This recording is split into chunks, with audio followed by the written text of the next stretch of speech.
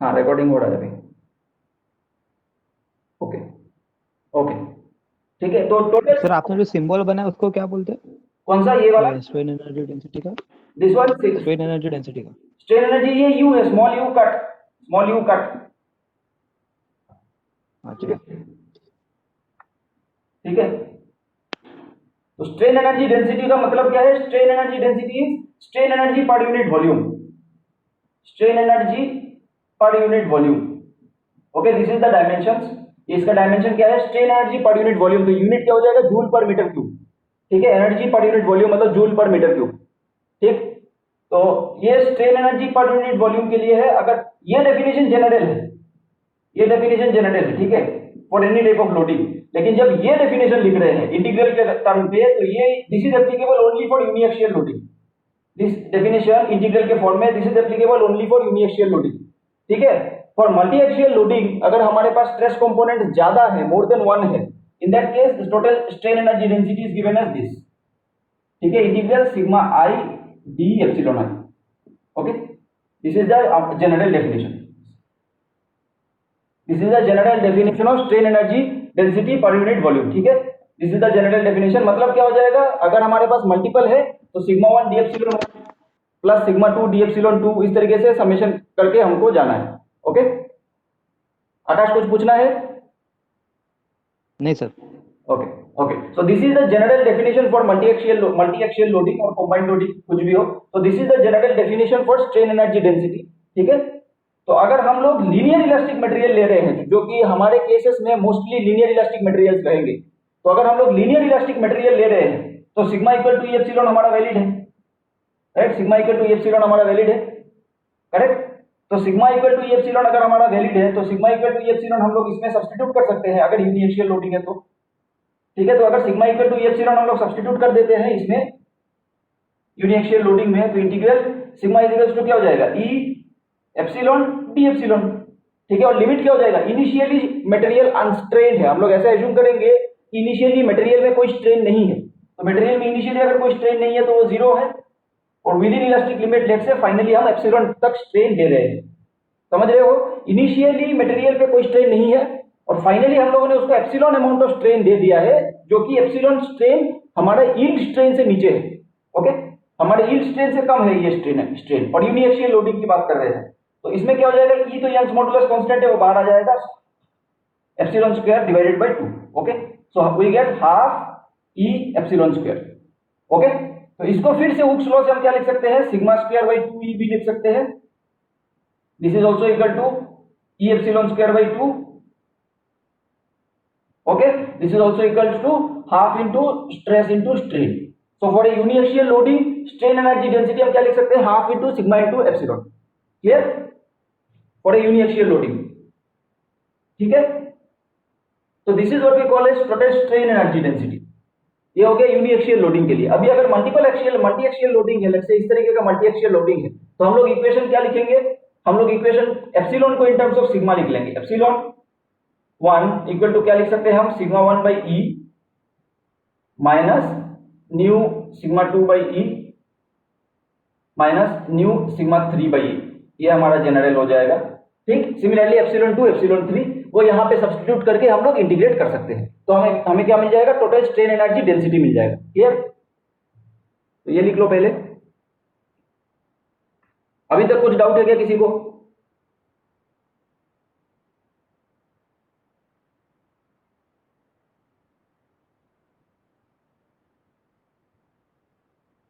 किसी को कुछ डाउट नहीं है तो हम आगे बढ़ते हैं।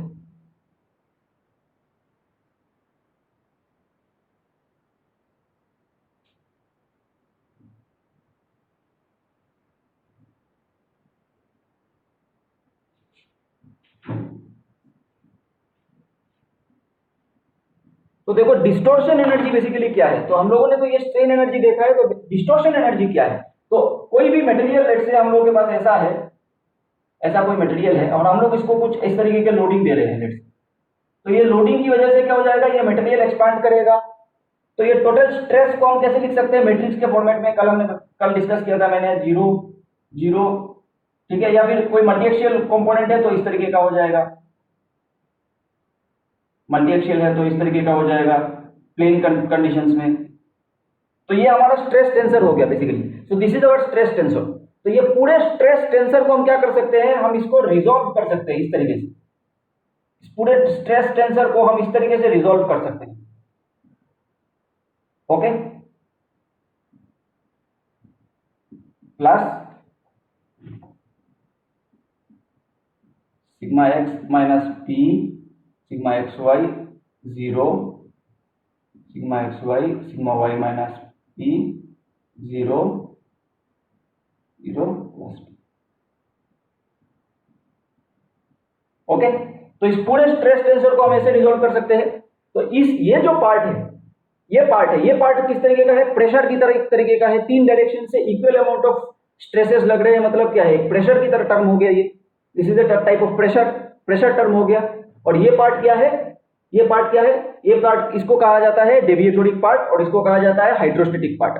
ठीक है, तो इस किसी भी टाइप ऑफ स्ट्रेस टेंसर को हम इस तरीके से रिजॉल्व कर सकते हैं। तो ये प्रेशर टाइप ऑफ पार्ट है, इसको हाइड्रोस्टेटिक पार्ट कहा जाता है, हाइड्रोस्टेटिक। और इसको कहा जाता है डेविएटोरिक और डिस्टॉर्शनल, डेविएटोरिक और डिस्टॉर्शनल इसको कहा जाता है। ओके ओके, कोई भी अगर स्ट्रेस टेंसर है हमारे पास तो इस स्ट्रेस टेंसर को हम इस तरीके से रिजॉल्व कर सकते हैं, एक हाइड्रोस्टेटिक पार्ट, एक डेविएटोरिक पार्ट। ठीक है, तो टोटल स्ट्रेन एनर्जी अगर मटेरियल में स्टोर्ड है तो टोटल स्ट्रेन एनर्जी इसकी वजह से होगा, स्टोर्ड होगा। तो टोटल स्ट्रेन एनर्जी हम क्या लिख सकते हैं, strain energy due to hydrostatic part plus strain energy due to deviatoric part या डिस्टॉर्शनल पार्ट। सो इसकी वजह से ये जो पार्ट है, ये पार्ट क्या करेगा, मटेरियल को डिस्टॉर्ट करेगा, और ये पार्ट क्या करेगा, मटेरियल का वॉल्यूम चेंज करेगा। ठीक है, क्लियर। तो हमें क्या पता चल रहा है, कोई भी अगर मटेरियल ऐसा है, लेट्स से ऐसा मटेरियल है, कोई भी अगर मटेरियल ऐसा है लेट्स से 3D में, तो ये हमारा सिग्मा एक्स हो गया, ये हमारा सिग्मा वाई हो गया, ये सिग्मा एक्स वाई हो गया, ये सिग्मा जेड हो गया। तो ये ऐसा हो जाएगा, ऐसा हो जाएगा। ठीक है, तो ये हमारे टोटल 6 स्ट्रेस कंपोनेंट्स हो गए। तो ये पूरे 6 स्ट्रेस कंपोनेंट्स को हम हाइड्रोस्टेटिक पार्ट और डेविएटोरिक पार्ट में रिजॉल्व कर सकते हैं। तो यह हाइड्रोस्टेटिक पार्ट क्या करेगा, ये मटेरियल का क्या करेगा, पूरा यूनिफॉर्मली वॉल्यूम एक्सपांड करेगा, मतलब इस तरीके से वॉल्यूम एक्सपांड या कंप्रेस करेगा यूनिफॉर्मली हर एक डायरेक्शन में। ठीक है, ये मटेरियल का शेप चेंज नहीं करेगा, ये सिर्फ वॉल्यूम चेंज करेगा। ठीक है, this is purely type of normal type of thing. Hydrostatic में सिर्फ नॉर्मल स्ट्रेसेस है, इसमें कोई शेयरिंग पार्ट नहीं है।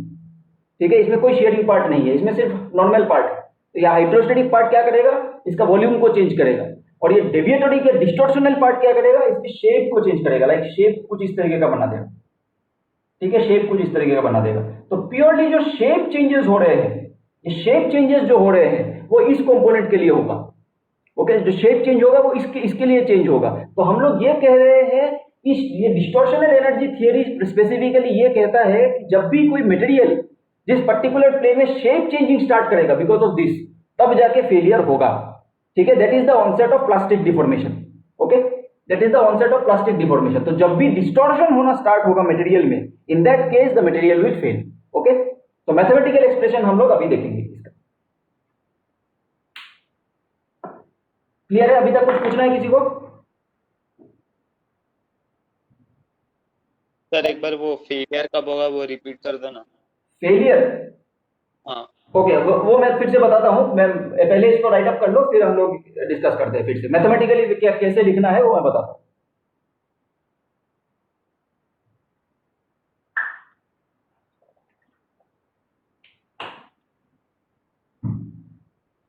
तो इससे हमें क्या पता चल रहा है, टोटल स्ट्रेन एनर्जी जो होगा मटेरियल पे, टोटल स्ट्रेन एनर्जी,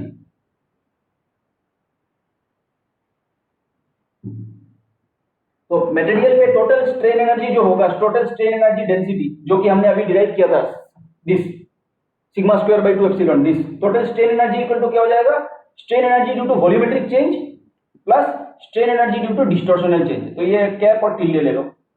ठीक है, ये total strain energy due to hydrostatic part, इसको हाइड्रोस्टेटिक वाला ले लो, वॉल्यूम चेंज।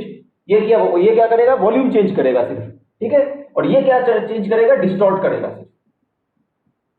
ओके, ओके, तो ये क्या करेगा, सिर्फ डिस्टॉर्ट करेगा। तो हम लोग स्ट्रेन एनर्जी, ये डिस्टॉर्शन एनर्जी क्या बोल रहे हैं, तो जब भी ये कंपोनेंट ये डिस्टॉर्शनल एनर्जी जो है, ये डिस्टॉर्शनल एनर्जी जब एक स्पेसिफिक स्ट्रेन एनर्जी डेंसिटी को क्रॉस कर जाएगा तभी जाके मटेरियल फेल होगा। This is the idea of this distortion energy theory. Okay, तो ये जो डिस्टॉर्शनल एनर्जी है, डिस्टॉर्शनल स्ट्रेन एनर्जी है, एक स्पेसिफिक लिमिट को जब क्रॉस कर जाएगा तब मटेरियल में फेलियर हो जाएगा। तो बेसिकली डिस्टॉर्शन एनर्जी थ्योरी क्या कहता है, तो ये जो डिस्टॉर्शनल स्ट्रेन एनर्जी है, strain energy due to distortion, ये जब एक स्पेसिफिक लिमिट को क्रॉस कर जाएगा, ठीक है, स्पेसिफिक लिमिट को क्रॉस कर जाएगा, उस टाइम पे हम लोग क्या कहेंगे, मटेरियल को फेलियर हो जाएगा। क्लियर? अब मैथमेटिकली इसको कैसे लिखना है वो मैं बताता हूं।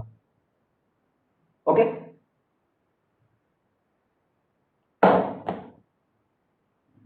अब देखो बेसिक कॉन्सेप्ट क्या है। देखो अभी अगर हम लोग मान लो यूनिएक्सियल लोडिंग पे है, लेट्स से यूनिएक्सियल लोडिंग पे जब हम लोग लोडिंग देंगे तो क्या होगा, इस मटेरियल का वॉल्यूम चेंज हो रहा होगा, राइट, इसका वॉल्यूम चेंज हो रहा होगा। लेकिन जब भी ये मटेरियल इलास्टिक जोन क्रॉस करके प्लास्टिक जोन में चला जाएगा तो ऑनसेट ऑफ प्लास्टिसिटी के बाद मटेरियल में कोई वॉल्यूम चेंज नहीं होता है। This is A experimentally determined fact. Plasticity में वॉल्यूम चेंज नहीं होता है। Plasticity does not cause volume change, cause volume change. Material का वॉल्यूम प्लास्टिक जोन में कांस्टेंट रहेगा, लेकिन इलास्टिक जोन में मटेरियल का वॉल्यूम चेंज होगा। ठीक है, जैसे कि मान लो इधर हम लोग एक्सपेंशन देंगे तो इस डायरेक्शन में कॉन्ट्रैक्शन होगा। ओके, हम लोग इधर एक्सपेंशन दे रहे हैं तो इस डायरेक्शन में कॉन्ट्रैक्शन होगा। क्लियर? तो इस डायरेक्शन में अगर कॉन्ट्रैक्शन होगा और इधर एक्सपेंशन होगा तो net there will be a change in volume. ठीक है, there will be a net change in volume in the elastic zone. लेकिन प्लास्टिसिटी जब स्टार्ट हो जाता है, प्लास्टिसिटी स्टार्ट होने के बाद मटेरियल में और कोई वॉल्यूम चेंज नहीं होता है। Okay, this is experimental finding. Plasticity के टाइम पे मटेरियल में कोई वॉल्यूम चेंज नहीं होता है। ठीक है, वॉल्यूम चेंज नहीं हो रहा है मतलब क्या होगा, सिर्फ डिस्टॉर्शन होगा। यहां से हमें क्या पता चल रहा है, हाइड्रोस्टैटिक कंपोनेंट जीरो हो जाएगा, राइट। वॉल्यूम चेंज नहीं हो रहा है मतलब हाइड्रोस्टैटिक कंपोनेंट जीरो होगा, मतलब सिर्फ डिस्टॉर्शन होगा। तो ये कह रहा है कि डिस्टॉर्शनल एनर्जी जब एक लिमिट को क्रॉस कर जाएगा तब ये मटेरियल में फेलियर ऑनसेट होगा। Okay, so this is the basic idea of this distortional energy. ठीक, अब ये strain energy due to distortion का एक्सप्रेशन मैं डिराइव नहीं करूंगा, मैं डायरेक्टली एक्सप्रेशन लिख के दे रहा हूं। हम लोग डिराइव नहीं करेंगे। डिराइवेशन के लिए आप लोग कुछ बुक देख सकते हो। आई वुड रिकमेंड, एक बुक मैं रिकमेंड कर दूंगा, आप चाहो तो वो देख सकते हो। ठीक है, तो डिस्टॉर्शन एनर्जी थियरी क्या कहता है, तो strain energy due to distortion जब एक स्पेसिफिक लिमिट को क्रॉस कर जाएगा तब ये मटेरियल में फेलियर हो जाएगा। ओके, सो ये वाला बुक तुम लोग चाहो तो फॉलो कर सकते हो, fundamentals of machine component design.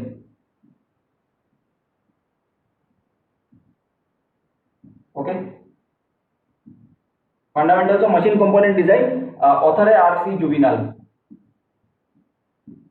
Okay, this is a very good book. Generally मैं यही प्रेफर करता हूं, या फिर आप चाहो तो इंडियन ऑथर ये भी अच्छा है, वीवी भंडारी। इंडियन ऑथर्स में this is also good. Okay, V V Bhandari is also good book. Mechanical component design और समथिंग ऐसा कुछ बुक का नाम है, ऑथर इज वीवी भंडारी। तो ये भी बुक फॉलो कर सकते हो। जनरली मैं ये प्रेफर करता हूँ आरसी जुविनल। वीवी भंडारी में कुछ चैप्टर्स में मिस्टेक्स है, तो this is a very good book, RC Juvinall. I prefer this book. तो इन दोनों में से कोई भी एक फॉलो कर सकते हो। डिराइवेशन के लिए इन दोनों में दिया हुआ है। ओके, इन दोनों में ये डिराइवेशन दिया हुआ है कि डिस्टॉर्शन एनर्जी का एक्सप्रेशन कितना आता है, वो ये डिराइवेशन दिया हुआ है। हम लोग ये डिराइवेशन नहीं करेंगे। ओके, तो सबसे पहले तो देखते हैं ये डिस्टॉर्शन एनर्जी जो है, इस डिस्टॉर्शन एनर्जी का एक्सप्रेशन मैं लिख के दे देता हूं आप यहां। So energy due to distortion, strain energy due to distortion, this is given as 1 plus nu divided by 6e. Okay, 1 plus nu divided by 6e, sigma 1 minus sigma 2 whole square plus sigma 2 minus sigma 3 whole square plus sigma 3 minus sigma 1 whole square. Okay, okay, this is the expression for strain energy due to distortion. This is the expression for strain energy due to distortion. Okay, और ये sigma 1, sigma 2 और sigma 3 हमारे principal stresses हैं। Okay, remember that ये sigma 1, sigma 2, sigma 3 हम लोग कल जो टर्मिनोलॉजी लिए थे उसी के हिसाब से है। Sigma 1, sigma 2, sigma 3 is our principal stresses. ठीक है, ये एक्सप्रेशन थोड़ा याद रखो बस। ये डिराइवेशन अगर चेक करना है तो जुबिनाल या भंडारी बुक में दिया हुआ होगा। ओके, अभी टाइम नहीं है तो हम इसमें डिराइवेशन सिग्मा 3 तो ऑलमोस्ट हमेशा 0 रहेगा ना? नहीं, हम लोग अगर प्लेन स्ट्रेस की बात करेंगे तभी सिग्मा 3 जीरो रहेगा। ओके। ठीक है ना, ये जनरल एक्सप्रेशन है, ये इररेस्पेक्टिव ऑफ प्लेन स्ट्रेस है कि नहीं है, इररेस्पेक्टिव ऑफ है। ठीक है, हम लोग जब प्रॉब्लम सॉल्विंग करेंगे तो हम लोग प्लेन स्ट्रेस एजम्पशन लेके सॉल्व करेंगे, तब जाके सिग्मा 3 जीरो होगा। अदरवाइज थ्रू सिग्मा 1, ये एक्सप्रेशन तो ये जनरल है। ओके, मतलब एग्जाम में जनरली सिग्मा 3 0 होगा, लेकिन हाँ, एग्जाम में जो भी तुम्हारे प्रॉब्लम्स आए हुए रहेंगे वो प्लेन स्ट्रेस एजम्पशन लेके आए हुए होंगे, तब सिग्मा 3 जीरो लेके करना है। ठीक है ना, ऐसा नहीं है कि ये तो हटा दो, सिर्फ ये लग ये मिस्टेक है, ये दो को हटा दिया, दो ही स्ट्रेस कंपोनेंट है बोल के ये दो को हटा के ये ले लिया सिर्फ, तब गलत होगा। लेकिन ठीक है, स्पेसिफिकली यहाँ पे सिग्मा 3 जीरो पुट करके सॉल्व करना है। Yes sir. Okay. Okay, right. So this is our strain energy density, sorry, distortional strain energy density. तो distortional strain energy density कहाँ से आ रहा है? Derivation का ये है, देखो U minus U cap is U tilde। ठीक है, तो पहले U cap निकालो, strain energy due to normal hydrostatic part वाला पुट करके पहले निकालो, फिर total strain energy से सब्ट्रैक्ट करो, you will get this expression, ये एक्सप्रेशन आएगा। वही तरीके से डिराइव किया हुआ है बुक में। ठीक है, हम लोग और फर्दर डिराइव नहीं करेंगे। तो ये डिस्टॉर्शन एनर्जी हो गया हमारा, डिस्टॉर्शन एनर्जी का ये एक्सप्रेशन हो गया। अब देखो राइट साइड में ये कंपोनेंट, ये जो है ये लिमिट क्या है? देखो अभी हम लोग क्या कर रहे हैं, अभी हम एक्सपेरिमेंट से डेटा, ये राइट साइड वाला एक्सपेरिमेंटल डेटा है। तो एक्सपेरिमेंट में हम क्या कर सकते हैं, यूनिएक्सियल टेंशन देंगे ज्यादा से ज्यादा। तो यूनिएक्सियल टेंशन में फेलियर ऑनसेट कब हो रहा है? जब मटेरियल यील्डिंग करना स्टार्ट कर देगा, राइट? जब मटेरियल यील्डिंग करना स्टार्ट कर देगा, इसी एक्सप्रेशन से देखो, जब मटेरियल यील्डिंग करना स्टार्ट कर देगा तब क्या हो रहा है? मटेरियल में यूनिएक्सियल टेंशन है, मतलब सिग्मा 2 और सिग्मा 3 जीरो है। मटेरियल में यूनिएक्सियल टेंशन है मतलब सिग्मा 2 और सिग्मा 3 जीरो है। सिग्मा 2 और सिग्मा 3 जीरो है तो मतलब क्या हो जाएगा, 1 plus new by E 6e। ठीक है, ब्रैकेट वाला टर्म क्या हो जाएगा, सिग्मा 1 की जगह मान लो SY स्क्वायर ले लेते हैं, यील्ड स्ट्रेंथ प्लस ये वाला जीरो और ये वाला भी क्या हो जाएगा, SY स्क्वायर हो जाएगा, राइट? तो हमारे पास लिमिट क्या आ रहा है, 3e SY स्क्वायर आ रहा है। ओके, SY स्क्वायर आ रहा है। तो मतलब ये डिस्टॉर्शन एनर्जी किसी भी कॉम्बाइंड लोडिंग में अगर इसको क्रॉस कर जाए तो फेलियर हो जाएगा। This is our theory. तो इन दोनों को इक्वेट कर लो, इन दोनों को इक्वेट करने से हमें क्या पता चल रहा है, half of sigma 1 minus sigma 2 whole square plus sigma 2 minus sigma 3 whole square plus sigma 3 minus sigma 1 whole square. Okay, this is equal to, जब यील्ड स्ट्रेंथ का स्क्वायर हो जाएगा तब ये मटेरियल फेल हो जाएगा। So this is our final expression, जिसपे हम लोग बोल सकते हैं अगर ये इक्वेशन सेटिस्फाई हो रहा है under state of combined loading, तब हम बोलेंगे क्या, मटेरियल हमारा फेल हो गया है। Okay, this is our failure expression. तो हम लोग बेसिकली क्या करेंगे, इस इक्वेशन को पहले निकालेंगे और इक्वेट करेंगे इससे SY स्क्वायर के साथ। अगर ये इक्वेशन सेटिस्फाई हो रहा है तो हम कहेंगे कि मटेरियल में फेलियर होगा। ठीक है,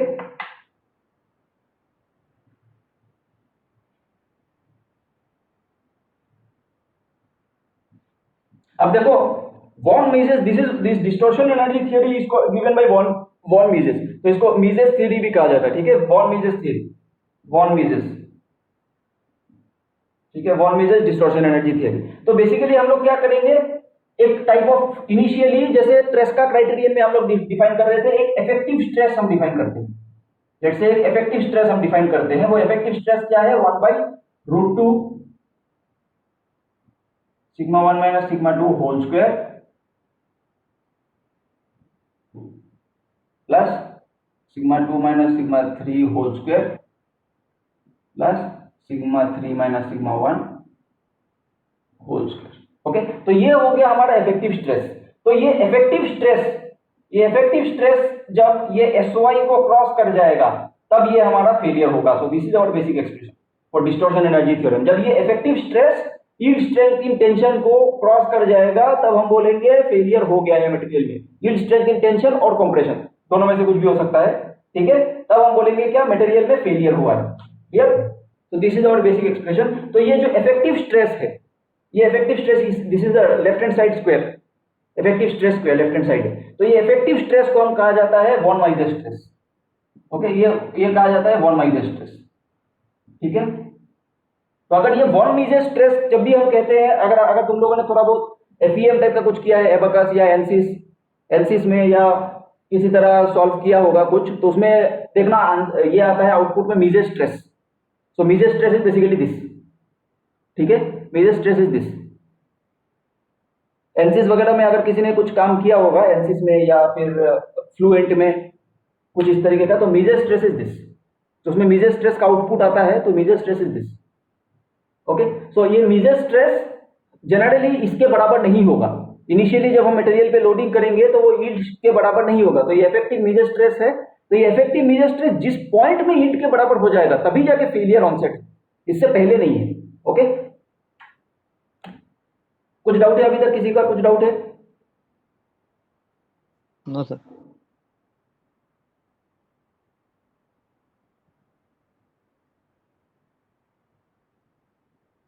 ओके ओके, तो फेलियर सरफेस, हाँ यस, हाँ सर, जो टॉप में सिग्मा इफेक्टिव में 1/√2 वो, और बचा हुआ रूट में है कि वो वैसी है? हाँ ये रूट में है, ये स्क्वायर है ना, ये रूट में है। ठीक है, ये बेसिकली उस इक्वेशन से आया है ना, दोनों साइड स्क्वायर था तो फिर हमने ये लिया है, अंडर रूट लिया है। हाँ हाँ। ओके,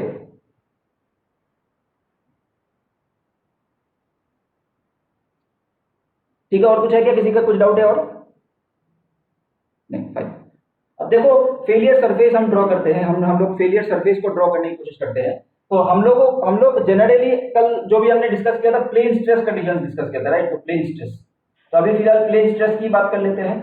तो अगर प्लेन स्ट्रेस हम ले रहे हैं, प्लेन स्ट्रेस अगर हम ले रहे हैं, तो प्लेन स्ट्रेस में क्या हो जाएगा? सिग्मा 1 रहेगा, सिग्मा 2 रहेगा और सिग्मा 3 की जगह 0 हो जाएगा। तो ये इफेक्टिव स्ट्रेस क्या हो जा रहा है? बेसिकली इफेक्टिव स्ट्रेस हो जा रहा है 1/√2।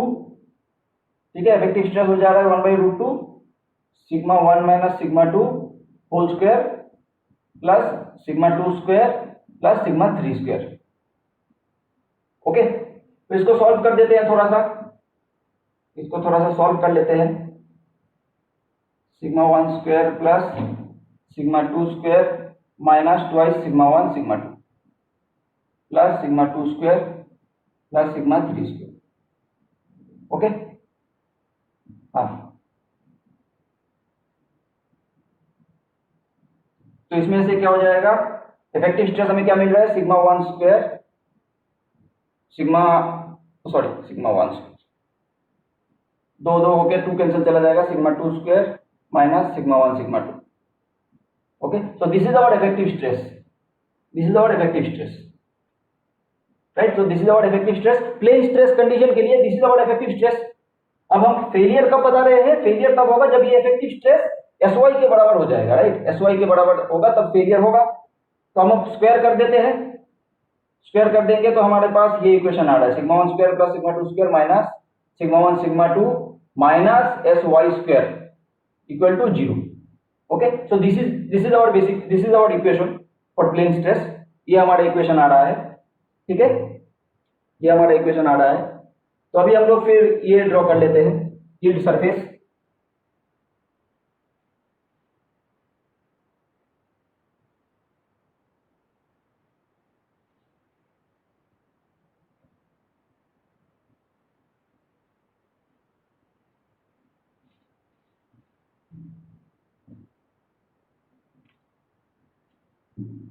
ठीक है, तो ये बेसिकली यील्ड सरफेस हम लोग का कैसा होगा? ये हमारा इक्वेशंस मान लो,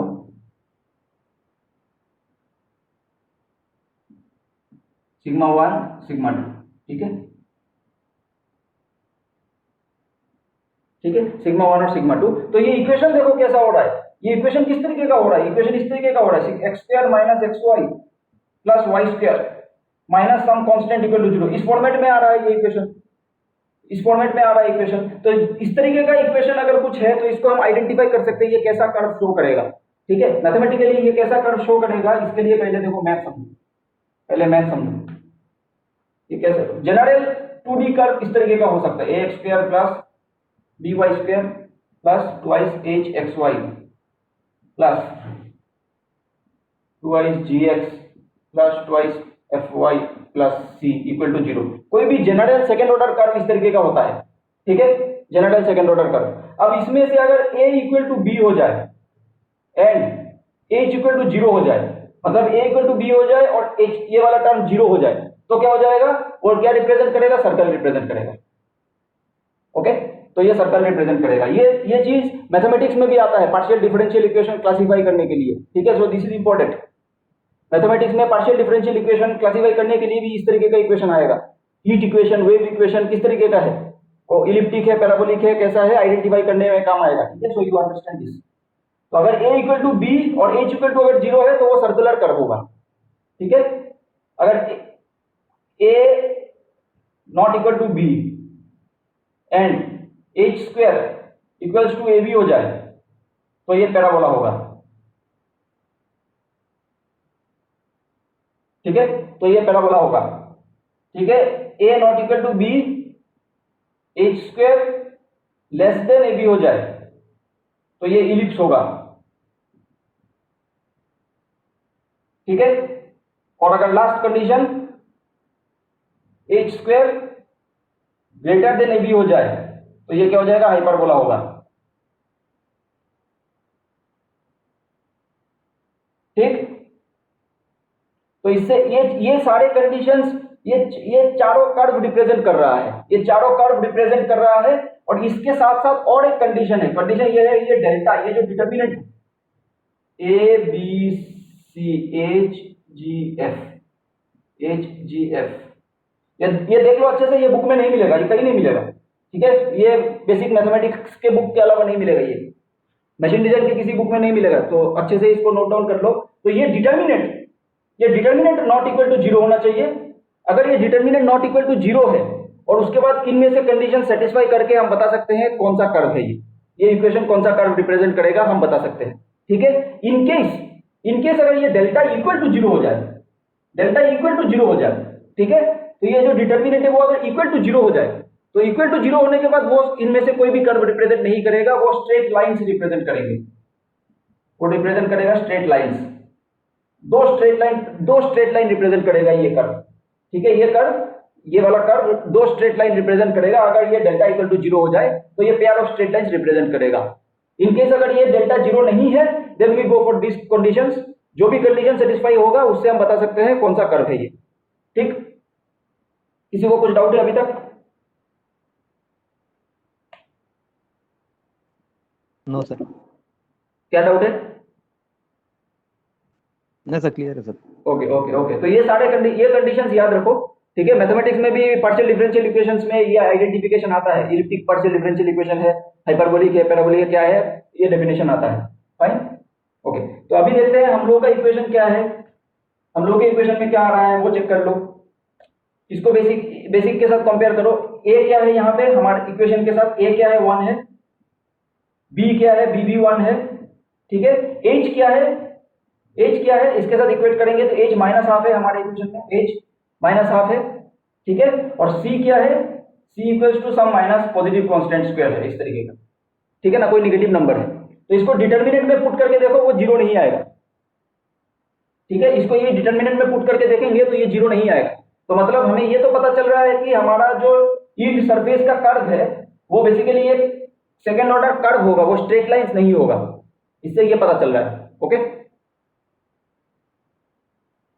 इससे ये पता चल रहा है कि स्ट्रेट लाइन नहीं होगा। फिर फर्दर इनमें से देखो एच स्क्वायर क्या है, एच स्क्वायर कर दो, एच स्क्वायर कर देंगे तो क्या हो जाएगा, एच स्क्वायर इक्वल टू हमारा 1/4 आ रहा है, और ए बी कर रहे हैं मल्टीप्लाई तो 1 आ रहा है। तो किस में आ रहा है हमारा, कौन से कंडीशन में आ रहा है, h square is less than a b, right. H square is less than a b मतलब इलिप्स, तो हमारा ये जो कर्व है वो इलिप्टिकल कर्व होगा, ओके। तो हमारा ये कर्व जो होगा वो इलिप्टिकल कर्व होगा, you can see h square is less than a b है, तो हमारा कर्व ये इलिप्टिकल कर्व होगा, इसीलिए ये इलिप्टिकल कर्व है, ठीक है। तो डिस्टॉर्शन एनर्जी थ्योरम से जो हमारा यील्ड सरफेस मिल रहा है वो इलिप्टिकल सरफेस होगा, क्लियर। कुछ डाउट है क्या किसी को? नहीं, फाइन।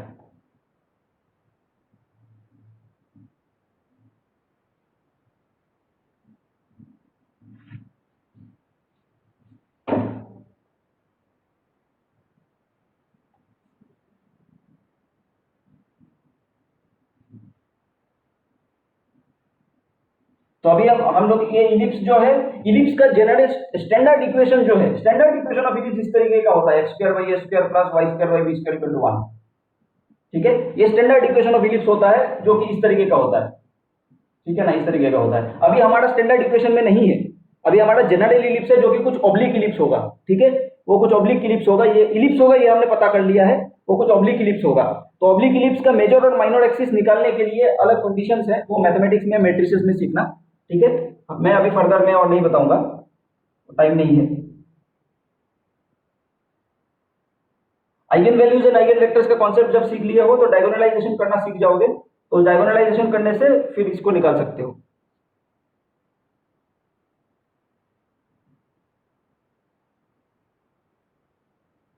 ओके, तो बेसिकली ये जो इलिप्स होगा ये इलिप्टिकल होगा, और ये इलिप्स का मेजर एक्सिस इस तरीके का होगा और माइनर एक्सिस इस तरीके का होगा।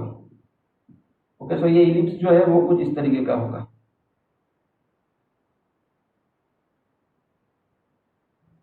Fine, so this is our 45 degree line, this is our minus 45 degree line. ठीक है, so this is our plus 45 degree line और this is our minus 45 degree line.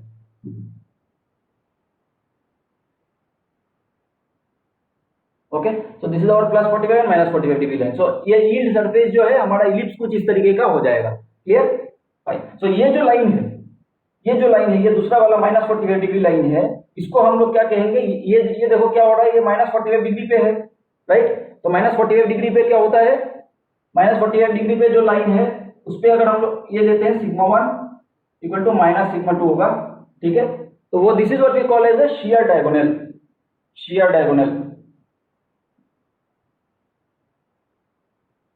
Okay, this is what we call as a shear diagonal। तो sigma 1 equal to minus sigma 2 होता है इसमें shear diagonal पे, और इसमें क्या हो जाएगा, sigma 1 equal to plus sigma 2। ठीक है, y equal to x line है, ये y equal to x line है, और ये y equal to minus x line. ठीक है,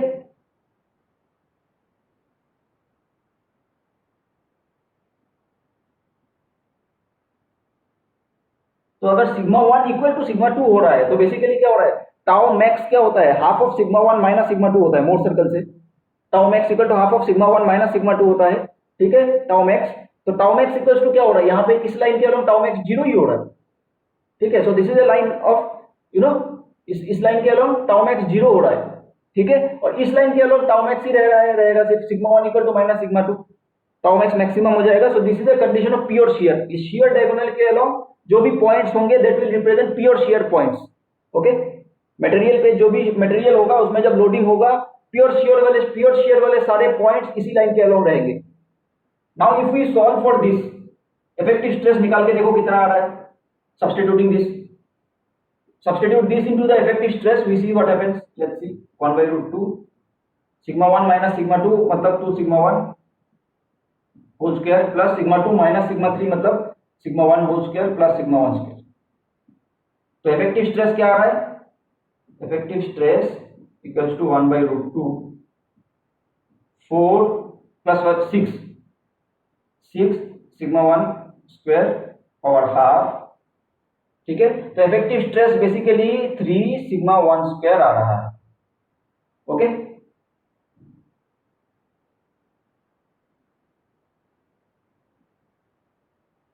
सिग्मा 1 स्क्वायर आ रहा है इफेक्टिव स्ट्रेस। तो मतलब अगर हम प्योर शियर लोडिंग दे रहे हैं, प्योर शियर लोडिंग अगर हम दे रहे हैं और हम कहते हैं कि प्योर शियर लोडिंग में मटेरियल को फेल होना है, सो मटेरियल को अगर प्योर शियर लोडिंग में फेल होना है तो टाउ मैक्स इक्वल्स टू क्या हो जाएगा, half of sigma 1 plus sigma 2 is equal to sigma 1, so this, तो tau max is basically equal to sigma 1।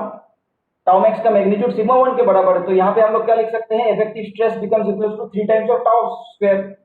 और अगर मटेरियल को फेलियर होना है, मटेरियल को प्योर शियर में फेलियर होना है, तो मटेरियल पे प्योर शियर में क्या हो जाएगा, shearing yield strength due to shear आएगा, राइट?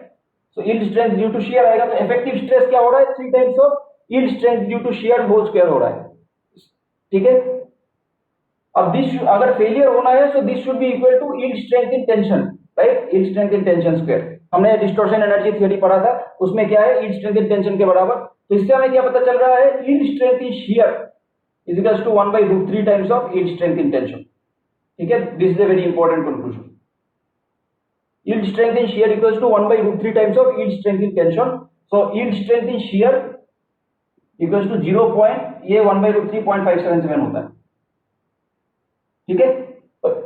तो डिस्टॉर्शन एनर्जी थ्योरम से हमें क्या पता चल रहा है, yield strength in shear is equal to 0.577 times yield strength in tension, ठीक है। डिस्टॉर्शन एनर्जी से ये पता चल रहा है।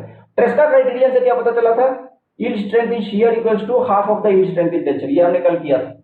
ट्रेस्का क्राइटेरियन से ये पता चल रहा था, yield strength in shear is half of the yield strength in tension, और डिस्टॉर्शन एनर्जी से क्या पता चल रहा है, yield strength is 0.577 times yield strength in tension, ठीक है। these are two important conclusions। कुछ पूछना है किसी को? सर हमने जब वॉन मिसेस स्ट्रेस लिखा था तो उसमें effective stress equal to SY था ना? नहीं, इफेक्टिव स्ट्रेस तो हमारा ये था half of sigma 1 by root 2 times of sigma 1। Effective stress ये है, ठीक है ना। हाँ। इफेक्टिव स्ट्रेस ये है, फेलियर लेकिन- तब होगा जब ये इफेक्टिव स्ट्रेस यील्ड स्ट्रेंथ को रीच कर जाएगा तब, हाँ राइट। तो हाँ, तो लेकिन इफेक्टिव हमने तब एक इक्वेशन लिखा था sigma e equals to yield strength, और यहाँ पे हमने लिखा है sigma e equals to yield strength in tension raise to square raise to 2। हाँ करेक्ट है ना, करेक्ट है ना। सिग्मा ई स्क्वायर हो जाएगा, यहाँ पे तो हाफ है, यहाँ पे तो हाफ है ना, ये तो स्क्वायर हो जाएगा ना, ये होल पावर हाफ है ना।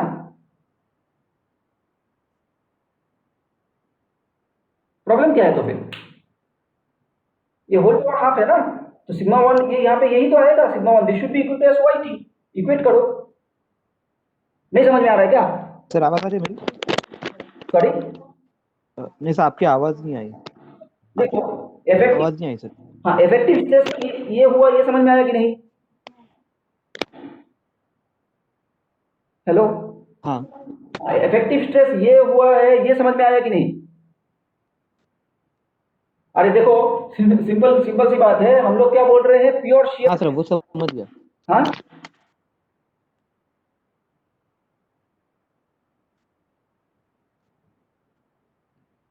आकाश,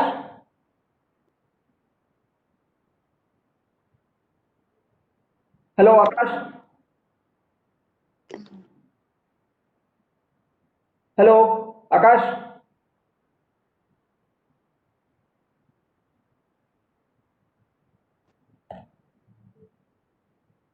तो मेरे यहाँ पे शायद नेट का थोड़ा इश्यू है, एक सेकंड है सर।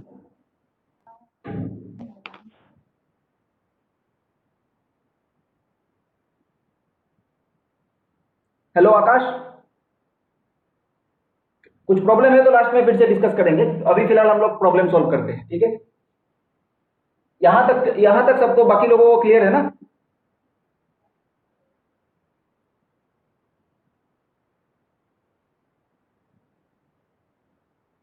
ओके,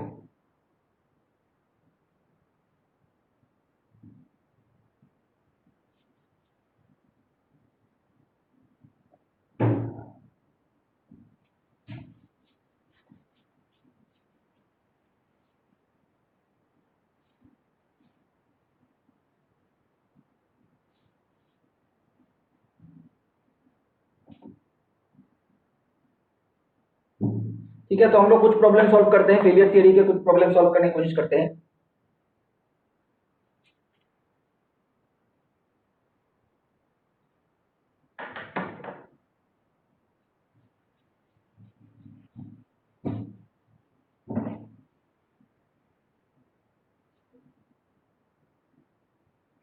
ठीक है, तो एक क्वेश्चन लिखो, ये गेट का क्वेश्चन है, गेट 2016 है शायद, गेट 2016। तो एक क्वेश्चन में ये दिया हुआ है, सब लोगों को ऑडियो वीडियो क्लियरली समझ में आ रहा है ना? रेस्पॉन्ड करो। हाँ मेरे यहाँ पे सिर्फ थोड़ा सा नेटवर्क इशू है, लेकिन बाकी मैं बाद में मेरा डाउट क्लियर कर लूंगा। अभी अभी वॉइस क्लियर है। ओके ओके, बाकी लोग, अक्षय, देवेंद्र। हाँ सर। ओके, अक्षय क्लियर है सर। ओके, ठीक है। तो क्वेश्चन क्वेश्चन देखो, ये है गेट 2016 का है। तो ये इसमें स्टेट ऑफ स्ट्रेस इस तरीके से दिया हुआ है, sigma x is given as 80 megapascal, sigma y is given as 20 megapascal, sigma s y दिया हुआ है, x y 40 megapascal, okay, so yield strength in shear दिया हुआ है, yield strength in shear is given as 100 megapascal. Okay, ठीक है।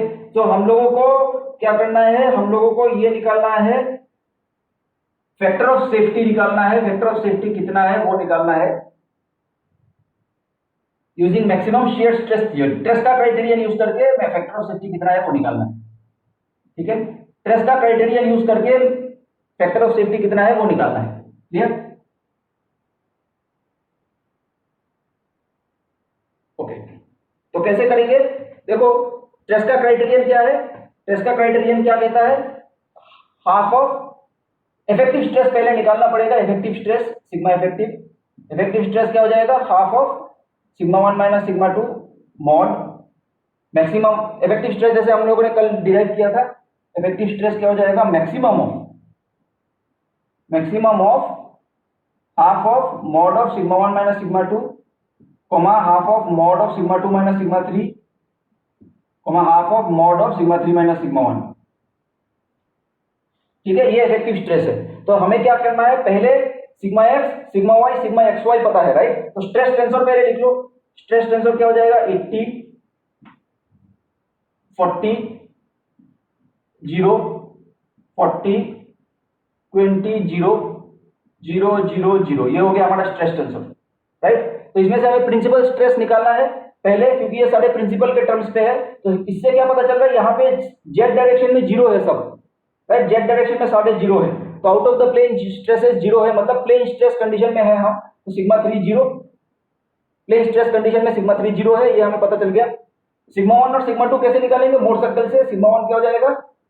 Sigma 1 2 क्या हो जाएगा? Sigma x plus sigma y by 2 plus minus capital are.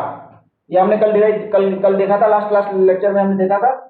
तो ये आर क्या है? Capital R equal to root over of sigma x minus sigma y by 2 whole square plus sigma x Y square. Okay, plus sigma x Y square. तो ये हो गया हमारा are. तो वैल्यू सब्स्टिट्यूट करके देख लेते हैं कैसा आ रहा है।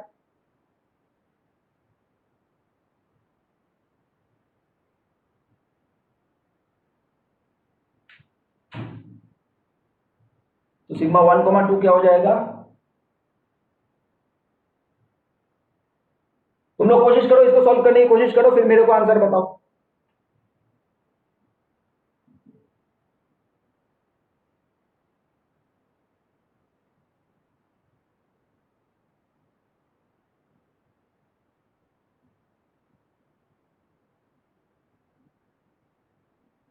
Hundred and zero. हाँ हाँ हाँ, 100 and 0।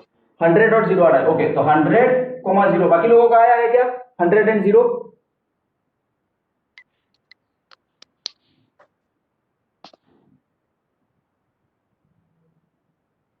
सब्स्टिट्यूट करना है। इसमें से सिग्मा एक्स वाई और सिग्मा वाई सब्स्टिट्यूट करना है ये वाले इक्वेशंस पे। आर का वैल्यू इसमें और sigma x sigma y substitute करना है, तो 100 and 0 आना चाहिए, 100 0 आना चाहिए। तो सिग्मा 1 क्या हो रहा है? सिग्मा 1 हमारा 100 है और सिग्मा 2 0 है और सिग्मा 3 भी 0 है। ओके, सिग्मा 3 भी 0 है। तो हमारे पास टाउ मैक्स कितना आएगा? Tau max half of sigma 1 minus sigma 2, ये बाकी वाले तो 0 ही है, बाकी वाला ये तो 0 ही है। Sigma 2 sigma 3 half of sigma 1 minus sigma 2 होगा, सिग्मा 3 माइनस सिग्मा 1 बराबर होगा दोनों। ठीक है, तो टाउ 1 इक्वल टू टाउ 3 आ रहा है, टाउ 1 इक्वल टू टाउ 3 आ रहा है।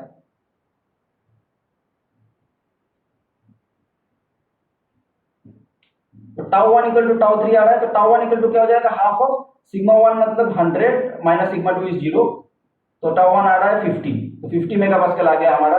ठीक है, ये हो गया हमारा इफेक्टिव स्ट्रेस। तो ये हो गया हमारा इफेक्टिव स्ट्रेस। ठीक है, तो इफेक्टिव स्ट्रेस क्या हो जाएगा? इफेक्टिव स्ट्रेस जब क्या हो जाएगा? हमारा यील्ड स्ट्रेंथ इन शियर को रीच कर जाएगा तो फेलियर हो जाएगा। ठीक, तो इफेक्टिव स्ट्रेस जब हमारा यील्ड स्ट्रेंथ इन शियर को रीच कर जाएगा तो हमारा फेलियर हो जाएगा। तो yield strength in shear divided by factor of safety. ठीक है, तो ये अलाउबल होगा। फैक्टर ऑफ सेफ्टी कितना आ रहा है? शियर यील्ड दिया हुआ है 100 डिवाइडेड बाय 50, तो 2 आ रहा है आंसर। ओके, तो 2 इज द आंसर। क्लियर है?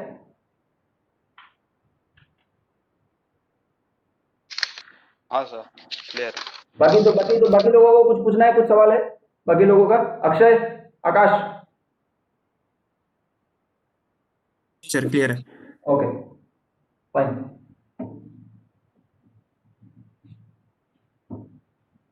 तो नेक्स्ट प्रॉब्लम देखो, ये शायद गेट 2004 का है, शायद गेट 2004 का। तो यहाँ पे स्ट्रेस टेंसर फॉर्मेट में दिया हुआ है, ऐसा स्ट्रेस ऐसा टेंसर फॉर्मेट में दिया हुआ है 100 50 0 50 100 0 0 0 0।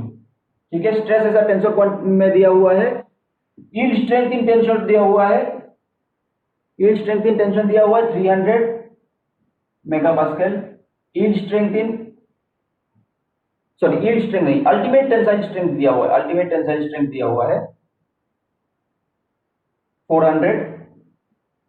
पॉइसन रेशियो दिया हुआ है 0.28।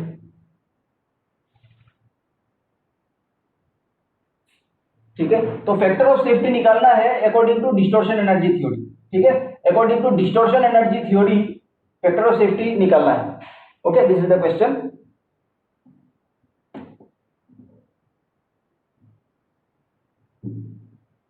Okay, so factor of safety निकालना है according to distortion energy theory. तो डिस्टॉर्शन एनर्जी थ्योरी के लिए हमें क्या चाहिए? पहले तो इफेक्टिव स्ट्रेस कैलकुलेट करना पड़ेगा।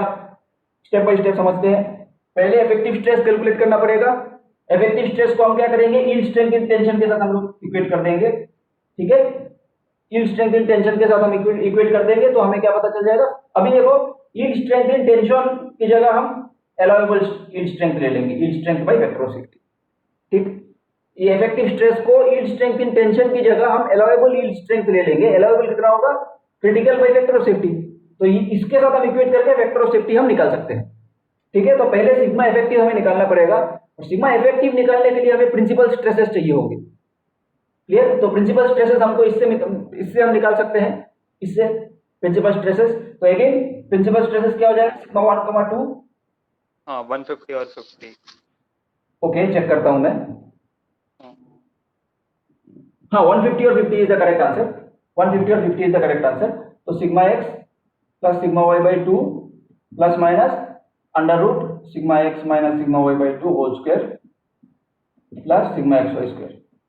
ठीक है, तो इसमें से कितना आ जाएगा? 150, 50। तो हमारे पास सिग्मा 1 कितना हो गया? सिग्मा 1 बड़ा वाला है तो 150। सिग्मा 2 कितना आ गया? 50। ठीक है, और सिग्मा 3 कितना हो जाएगा? 0। सिग्मा 3 0, क्योंकि ये जेड कंपोनेंट 0 है, प्लेन स्ट्रेस कंडीशन है, सिग्मा 3 0 है। ठीक, ओके। अब हम इफेक्टिव स्ट्रेस निकाल लेंगे। इफेक्टिव स्ट्रेस क्या हो जाएगा? 1/√2 times of sigma 1 minus sigma 2 whole square plus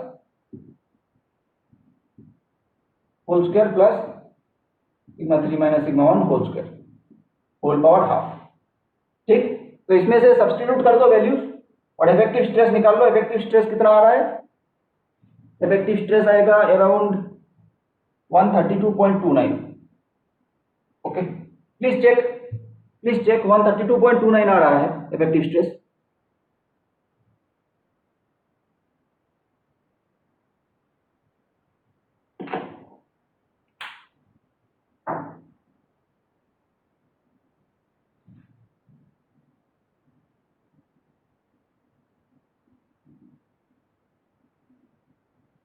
solve हो रहा है प्रॉब्लम? Please respond.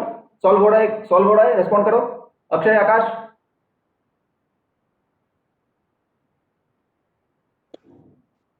हाँ सर, हो रहा सॉल्व। हाँ, तो 132.29 आया कि नहीं?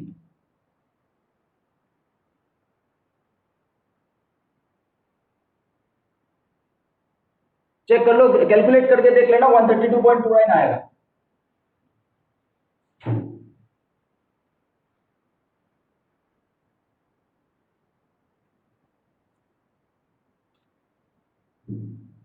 ठीक है, 132.29 आना चाहिए इफेक्टिव स्ट्रेस। तो फिर फैक्टर ऑफ सेफ्टी क्या हो जाएगा?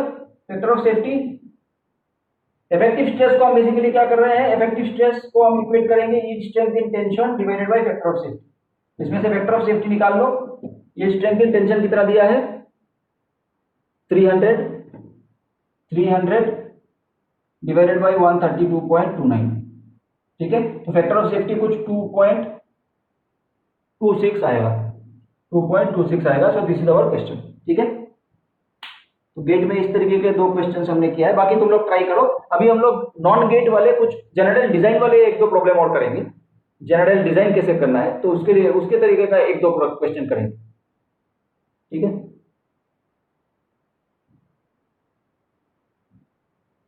कुछ डाउट है क्या किसी को कुछ?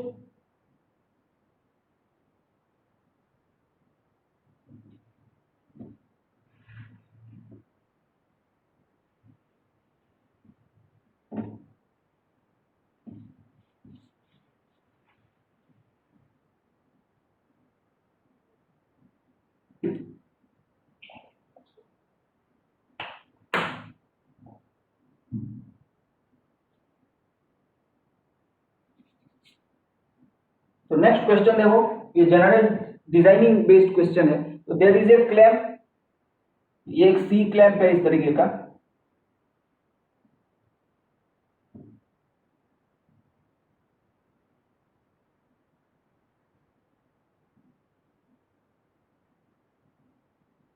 ठीक है। ये इस तरीके का एक सी क्लैंप है। तो इस सी क्लैंप का ये ले लो, तो ये डायमेंशन जो है, ये वाला लेंथ, ये वाला दिस इज 2t, ठीक है। और थिकनेस जो है, in plane thickness, this in plane thickness वो है t, ठीक है, तो वो है t। तो ये यहां पे हम लोग लोड लगा रहे हैं इस तरीके का, ठीक है, इस तरीके का हमने लोड लगा दिया। तो जहां पे लोड लग रहा है उस लोड से ये distance is 140 mm, okay. So this distance is 140 mm, ठीक है। So we are required to design this C clamp, we are required to design this C clamp. इस सी क्लैंप का ये विड्थ है 2t और thickness is t, okay. So we are required to find out this t, how much should be this t so that it can sustain this load. और p दिया हुआ है 25 kilo Newton, okay, p दिया हुआ है 25 kilo Newton, ठीक है। Material क्या है? ब्रिटल मटेरियल कहा गया है, ब्रिटल मटेरियल। तो ultimate tensile strength is given as 400 megapascal, okay. So ये सी क्लैंप हमें डिजाइन करना है, ये सी क्लैंप डिजाइन करना है। 25 किलो न्यूटन लोड लग रहा है, ठीक है। और अल्टीमेट मटेरियल दिया हुआ है, कार्बन स्टील का मटेरियल है जो कि ब्रिटल है, उसका अल्टीमेट स्ट्रेंथ दिया हुआ है 400, ठीक। उस कार्बन स्टील का हमें ऐसा सी क्लैंप बनाना है, और ओके 25 किलो न्यूटन का लोड इसको सस्टेन करना है, मटेरियल का प्रॉपर्टी दिया है। तो डायमेंशन हम क्या ले रहे हैं? दिस इज 2t और थिकनेस इज t, ठीक है। In plane thickness is t और विड्थ इज 2t। तो what should be this t so that it can sustain this load? Clear? This is the question. So as a first step, किसी भी system को design करने के लिए क्या है, पहले इसको क्या करना पड़ेगा? फ्री बॉडी डायग्राम, इसको यहाँ पे कट कर दो, इसको यहाँ पे कट करके फ्री बॉडी डायग्राम ड्रॉ करो। इसका फ्री बॉडी डायग्राम हो गया ये, दिस इज P, ठीक है। यहाँ पे कट हो गया है, यहाँ पे कट हो गया है मिड पॉइंट पे। तो यहाँ पे अगर P है, इक्विलिब्रियम पे रहने के लिए क्या होना चाहिए? इसमें P इस तरफ लगना चाहिए, ठीक। अब क्या है, और मोमेंट बैलेंस करने के लिए क्या होना चाहिए? इसको इस तरीके का लेना चाहिए। यहाँ पे मोमेंट, यहाँ पे हो गया P,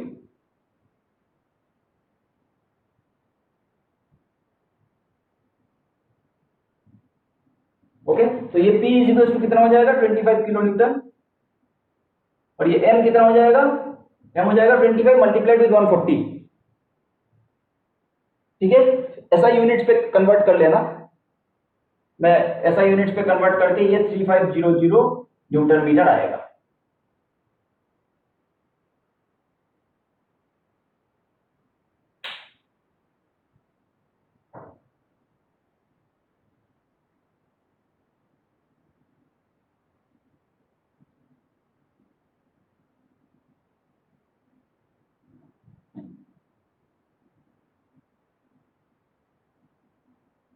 ठीक है, तो ये तो हो गया टॉप वाला पार्ट, टॉप वाला पार्ट हो गया। तो अब ये वर्टिकल वाला कॉलम हम डिजाइन करते हैं, इसको फ्री बॉडी डायग्राम। तो यहाँ पे P डाउनवर्ड लग रहा होगा, तो यहाँ पे P अपवर्ड लग रहा होगा।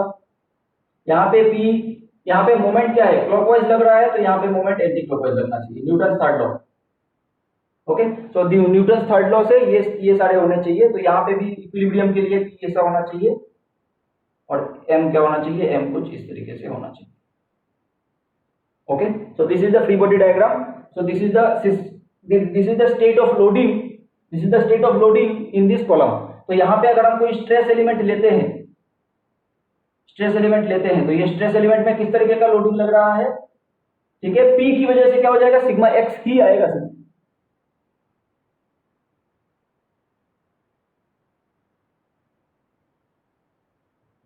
और कोई आकाश नाम का और कोई ज्वाइन किया है क्या?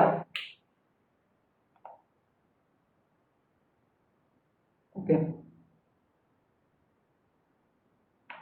ओके, तो इसमें स्टेट ऑफ स्ट्रेस क्या हो जाएगा, P की वजह से क्या हो जाएगा, सिर्फ टेंसाइल स्ट्रेस जनरेट होगा, और M की वजह से क्या हो जाएगा, total state of stress P की वजह से क्या हो जाएगा, सिर्फ टेंसाइल स्ट्रेस, इस तरीके के टेंसाइल स्ट्रेस जनरेट होंगे इंटरनली इस तरीके का टेंसाइल स्ट्रेस जनरेट होगा, which is sigma x1 equal to P/A, ठीक।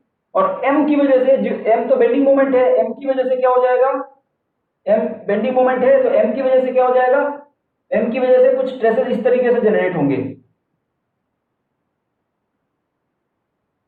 ठीक है, बेंडिंग स्ट्रेसेस, एक तरफ इस तरफ टेंशन और इस तरफ कंप्रेशन, ओके, इस तरीके का जनरेट होगा, और मैग्नीट्यूड कितना हो जाएगा, sigma x2 equals to M y/I bending stresses, okay, M y/I ये बेंडिंग स्ट्रेसेस हो गया, ठीक है। तो अभी हम देखो इन दोनों को सुपरपोज करके हमारा नेट स्ट्रेस होगा, टोटल स्ट्रेस क्या हो जाएगा, इन दोनों को सुपरपोजिशन, दोनों साइमल्टेनियसली एक्ट कर रहा है तो टोटल स्ट्रेस इन दोनों का सुपरपोजिशन होगा, इन दोनों को अगर सुपरपोज करेंगे तो क्या हो जाएगा, यहाँ पे जो टोटल स्ट्रेस होगा वो ज्यादा होगा, ठीक है, यहाँ पे जो टोटल स्ट्रेस होगा यहाँ पे वो क्या हो जाएगा, sigma x1 plus sigma x2 हो जाएगा, यहाँ पे स्ट्रेसेस क्या हो जाएगा, sigma x1 plus sigma x2, और यहाँ पे स्ट्रेस क्या हो जाएगा, यहाँ पे स्ट्रेस सिग्मा x1, और ये कंप्रेशन है तो माइनस सिग्मा x2, तो sigma x1 minus sigma x2 हो जाएगा, ठीक है। यहाँ पे स्ट्रेस वो कुछ इस तरीके का भी हो सकता है या कॉम्प्रेसिव भी हो सकता है, हमें पता नहीं, वो सॉल्व करने के बाद ही पता चलेगा। सो this should be the stress distribution, this should be the stress distribution in any stress element, okay, in any stress element, और कोई shearing नहीं है यहाँ पे कोई shearing नहीं है, और यहाँ पे कोई normal direction x sigma x2 भी नहीं है, ठीक है। तो नेट सिग्मा x क्या हो जाएगा, sigma x equals to P/A plus My/I, ठीक है, ये हो गया नेट सिग्मा x, ठीक है। तो दिस इज, अभी जब इसमें कोई शेयरिंग नहीं है तो this is our principal plane, sorry this is our principal stress, this is our principal stress, okay. अब फेलियर थियरी में आते हैं, डिजाइन अगर करना है तो फेलियर कब होगा, जब ये प्रिंसिपल स्ट्रेस अल्टीमेट को रीच कर जाएगा, ठीक है, अल्टीमेट को रीच कर जाएगा, ओके ओके। क्वेश्चन में फैक्टर ऑफ सेफ्टी 4 दिया है, क्वेश्चन में फैक्टर ऑफ सेफ्टी 4 दिया है, ठीक है। तो अभी ये प्रिंसिपल स्ट्रेस जब इस अलाउएबल स्ट्रेस को रीच कर जाएगा तो मटेरियल फेलियर हो जाएगा, ओके। तो ये टोटल स्ट्रेस है, प्रिंसिपल स्ट्रेस, इसको अलाउएबल के साथ इक्वेट करके हम डायमेंशंस निकाल लेंगे।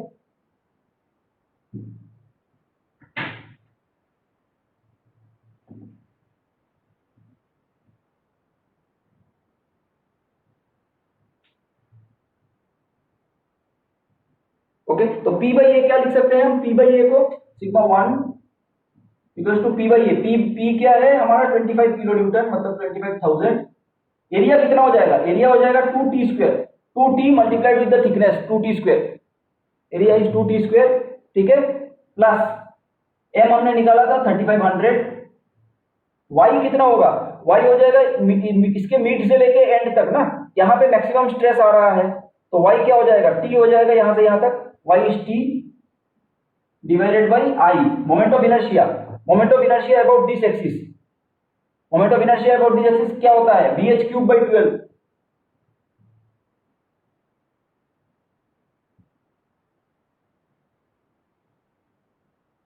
ओके, मोमेंट ऑफ इनर्शिया होता है bh³/12, राइट। तो यहाँ पे ये हो जाएगा t into 2t whole cube divided by 12, okay. So ये हो गया मोमेंट ऑफ इनर्शिया। अब इसको सॉल्व करेंगे इन terms of t,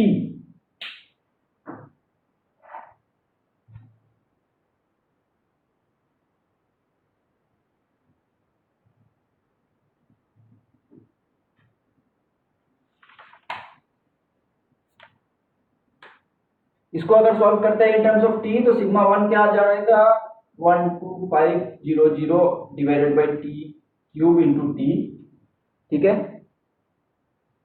plus 5250 divided by t, ठीक है।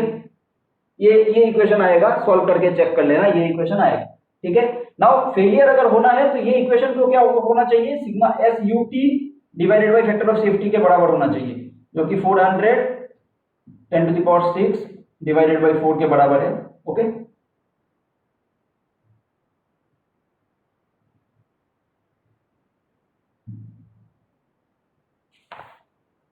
तो इसको अगर हम सॉल्व करेंगे, इस इक्वेशन को, इन दोनों को इक्वेट करेंगे, इन दोनों इक्वेशंस को इक्वेट करेंगे, इन दोनों को इक्वेट करेंगे, इक्वेट करने के बाद हमारे पास ये एक्सप्रेशन आएगा 10⁸ t³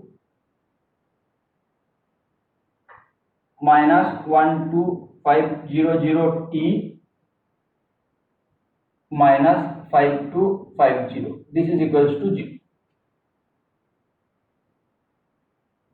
okay, this is equals to 0। Fine, so ये क्यूबिक इक्वेशन आ रहा है यहाँ पे।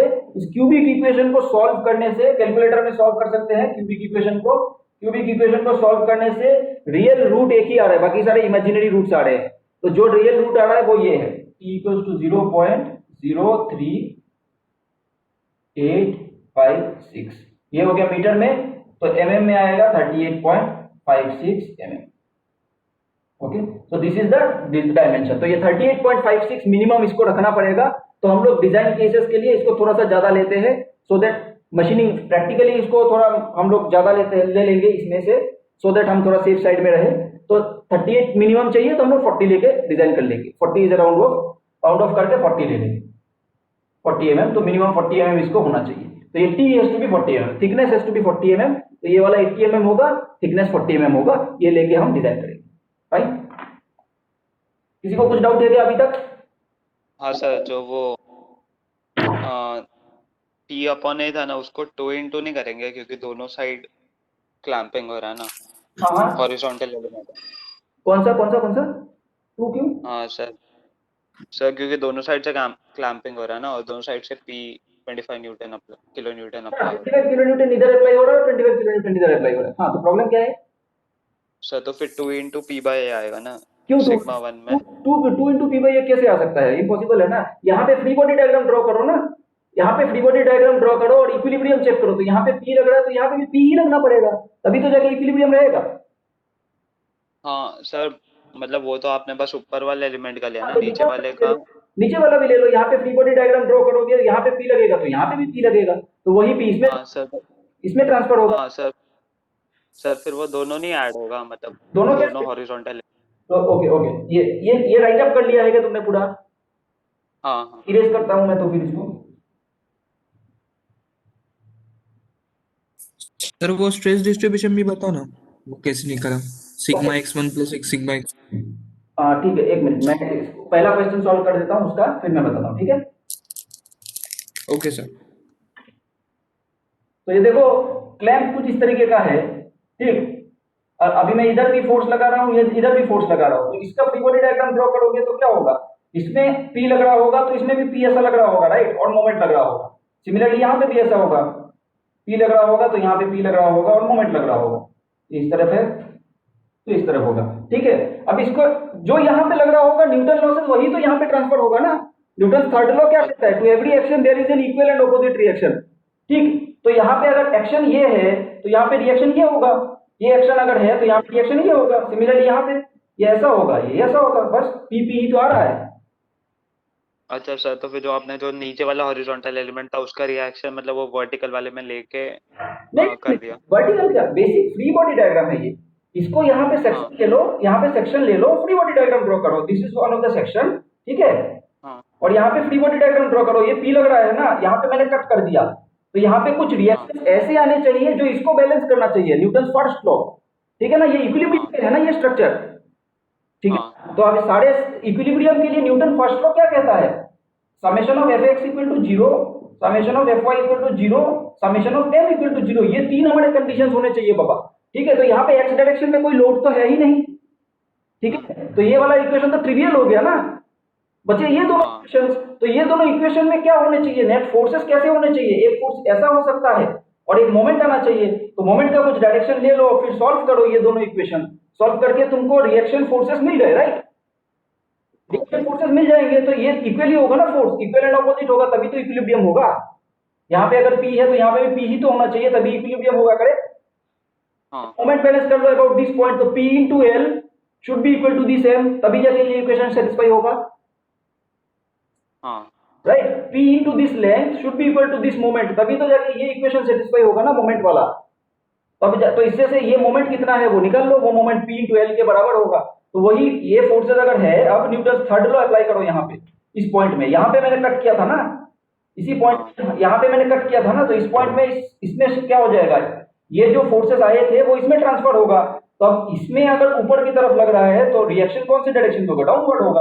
और यहाँ पे अगर मोमेंट क्लॉकवाइज हो रहा है तो यहाँ पे एंटी क्लॉकवाइज होगा, और यहाँ पे अगर मोमेंट एंटी क्लॉकवाइज हो रहा है तो यहाँ पे क्लॉकवाइज होगा।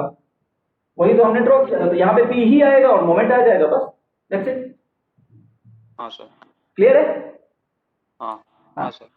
तो दोनों दोनों जगह पे सेक्शन देखो, अभी सिमेट्री है ना, मिड लाइन के रेस्पेक्ट में सिमेट्री है, ये स्ट्रक्चर देखो सिमेट्रिकल है मिड लाइन के रेस्पेक्ट में, तो कोई भी एक पार्ट लेके कर लो, बाकी वो इक्विलिब्रियम भी रहेगा ये, ठीक है। यहाँ पे भी वही P और M आएगा, यहाँ पे भी P और M ही आएगा, चेक कर सकते हो, वेरिफिकेशन कर सकते हो चाहो तो मैंने एक पार्ट को ही लेके कर दिया है because of symmetry it is there, ठीक है। चाहो तो वेरीफाई कर सकते हो, यहाँ पे सेक्शन लो एक बार, यहाँ पे सेक्शन लो एक बार, फ्री बॉडी डायग्राम ड्रॉ करो, इस इक्वेशंस को लिखो बेसिक्स, ठीक है।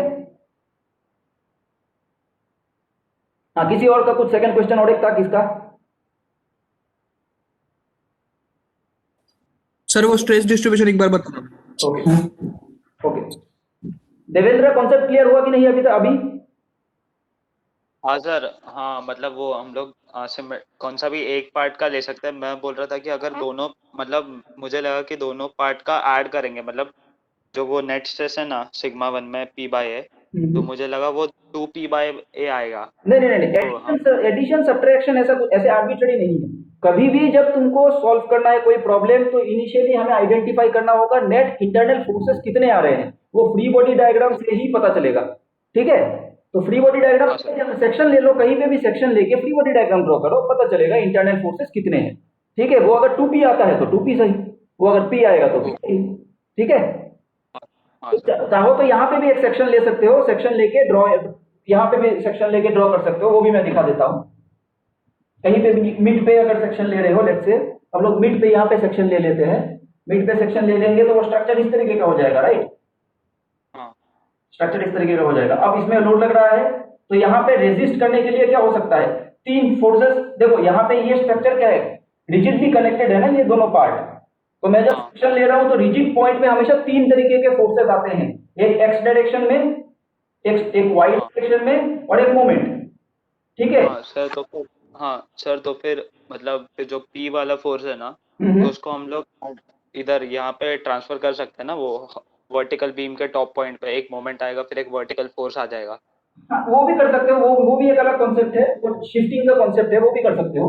बट बेस्ट ऑप्शन ये है कि फ्री बॉडी डायग्राम ले लो, सेक्शन लेके फ्री बॉडी डायग्राम ड्रॉ करो। अब देखो इक्विलिब्रियम यूज करो ना, ये ये यूज करो, fx तो 0 आएगा, समेशन ऑफ fx से fx 0 आएगा, हाँ fx 0 आ गया, क्योंकि यहाँ पे कोई हॉरिजॉन्टल फोर्स नहीं है तो fx इक्वल टू 0 ही होना चाहिए, ठीक है। अब FIP fy plus p equal to 0 है तो fy कितना है, माइनस p, हाँ तो माइनस डाउनवर्ड, हाँ क्या, हाँ फिर डाउनवर्ड डायरेक्शन में आ हाँ, जाएगा। मतलब मैंने जो डायरेक्शन एज्यूम किया है वो एक्चुअली डायरेक्शन गलत है, इसका डायरेक्शन उल्टा होना चाहिए, करेक्ट। अब मोमेंट बैलेंस के ये मोमेंट बैलेंस कर लो about this point, moment balance कर लो, तो P into L plus M should be equal to 0, उससे मोमेंट मिल जाएगा। तो देखो इंटरनल फोर्सेस क्या आ रहा है, P और M ही आ रहा है, ओके सर। ठीक है। देखो ये इसीलिए इस तरीके के कंफ्यूजन्स कभी कभी अगर आए तो बेस्ट ऑप्शन क्या है, फ्री बॉडी डायग्राम ड्रॉ करो। कभी भी स्ट्रक्चर पे प्रॉब्लम आ रहा है, फ्री बॉडी डायग्राम ड्रॉ करो सेक्शन लेके, this is the only option, ठीक है ना। सॉल्यूशन ऐसे आर्बिट्ररीली 2P और P एडिशन सब्ट्रैक्शन हम नहीं करेंगे। फ्री बॉडी डायग्राम से हमेशा डिटरमाइन किया जाता है इंटरनल फोर्सेस कितने आएंगे, ठीक है। और स्ट्रेसेस हमेशा इंटरनल रेजिस्टिव फोर्सेस के ऊपर डिपेंडेंट है, तो हमें it is very important to draw a free body diagram, ठीक। ओके, नेक्स्ट वाला क्वेश्चन ये है स्ट्रेस डिस्ट्रीब्यूशन का, ठीक है। तो देखो हमारा स्ट्रक्चर जो है इस तरीके का स्ट्रक्चर है, इस तरीके का स्ट्रक्चर है, तो इसमें हमारे पास P भी लग रहा है और कुछ इस तरीके का मोमेंट लग रहा है, ठीक है, पी और मोमेंट इस तरीके का लग रहा है। ठीक, तो अभी देखो स्ट्रेस किसी भी एक आर्बिट्ररी पॉइंट में हम एक स्ट्रेस एलिमेंट ऐसा ले लेते हैं छोटा सा। तो स्ट्रेस एलिमेंट में ये स्ट्रेस एलिमेंट है, लेट्स से मान लो ये छोटा को एग्जैगरेट करके मैंने लिखा है। तो ये पी की वजह से क्या आ जाएगा, पी की वजह से नॉर्मल स्ट्रेसेस आएंगे। Normal stresses something like this, ठीक है ना, सिग्मा x1 ये हो जाएगा नॉर्मल स्ट्रेस, वो कितना हो जाएगा p बाई ए के बराबर हो जाएगा। ठीक, और दूसरा स्ट्रेसेस क्या हो जाएगा, बेंडिंग की वजह से। बेंडिंग की वजह से क्या हो जाएगा, ये स्ट्रेस डिस्ट्रीब्यूशन कुछ इस तरीके का होगा। ठीक, बॉटम पॉइंट में इस तरफ क्या हो जाएगा, टेंशन, इस तरफ कंप्रेशन, इस तरफ टेंशन, इस तरफ कंप्रेशन। ठीक है, तो यहाँ पे सिग्मा x2 ले लो, वो x2 का मैग्नीट्यूड कितना हो जाएगा, my/i। ठीक है, तो यहाँ पे सिग्मा x2 मैक्सिमम है, यहाँ पे मैक्सिमम है और यहाँ पे मिनिमम है, कंप्रेशन और इधर टेंशन। तो टोटल नेट स्ट्रेस क्या हो जाएगा, इन दोनों साइमल्टेनियसली एक्ट कर रहा है, दोनों लोड साइमल्टेनियसली एक्ट कर रहा है। तो इन दोनों को क्या करना पड़ेगा, सुपरपोजिशन करना पड़ेगा। तो इन दोनों को जब सुपरपोजिशन करेंगे तो स्ट्रेस डिस्ट्रीब्यूशन क्या हो सकता है, यहाँ पे देखो ये दोनों, ये भी टेंशन है, ये भी टेंशन है, ये टेंशन मिलके कुछ और ज्यादा टेंशन होगा। और यहाँ पे क्या है, ये कंप्रेशन है, ये कंप्रेशन है और ये टेंशन है। तो इससे इसको सब्ट्रैक्ट करना पड़ेगा ना, ये थोड़ा सा कंप्रेस्ड हो रखा है और ये थोड़ा टेंशन हो रखा है, तो इसमें थोड़ा सा सब्ट्रैक्ट हो गया, ऐसा हो जाएगा। तो स्ट्रेस डिस्ट्रीब्यूशन ऐसा हो जाएगा। ठीक है, ऐसा हो सकता है। तो फिर टोटल स्ट्रेस क्या हो जाएगा, sigma x1 plus sigma x2, यहाँ पे हो जाएगा sigma x1 plus sigma x2, और यहाँ पे क्या हो जाएगा, sigma x1 minus sigma x2, क्योंकि ये नेगेटिव है। ठीक है, तो सिग्मा x1 क्या है, p by A. Maximum stress कितना होगा, ये ब्रिटल मटेरियल है, तो हमें प्रिंसिपल स्ट्रेस थियरी यूज करके डिजाइन करना है। तो मैक्सिमम प्रिंसिपल स्ट्रेस यूज करने के लिए मैक्सिमम स्ट्रेस कहाँ पे आ रहा है, यहाँ पे आ रहा है। मैक्सिमम स्ट्रेस यहाँ पे आ रहा है, वो कितना होगा, दोनों को ऐड कर दो, तो दोनों को ऐड करके मैक्सिमम प्रिंसिपल स्ट्रेस मिल गया। अब इसको इक्वेट करो फेलियर थ्योरी के साथ, then find out the dimension.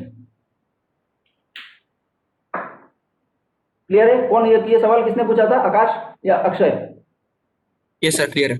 हाँ, और किसी को कुछ प्रॉब्लम है?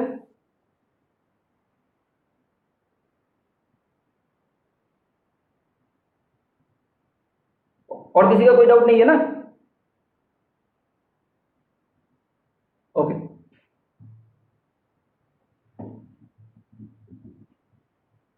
एक लास्ट प्रॉब्लम और एक तो डिजाइन का, ये आज का लास्ट प्रॉब्लम है, कल से हम लोग फैटिग लोडिंग स्टार्ट करेंगे।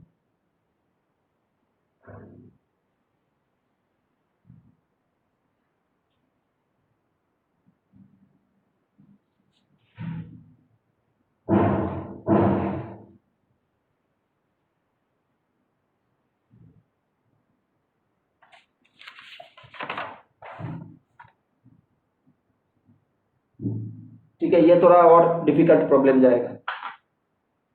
लेट्स से हम लोग के पास ऐसा एक क्रैंक है, तो ये ऐसा है,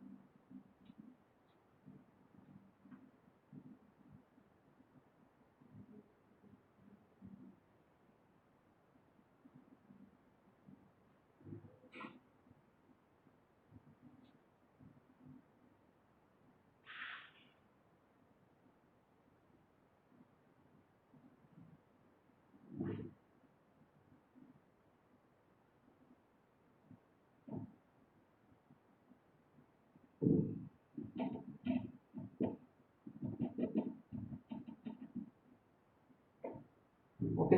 सो बेसिकली ये डिस्टेंस है हमारा, ये डिस्टेंस है हमारा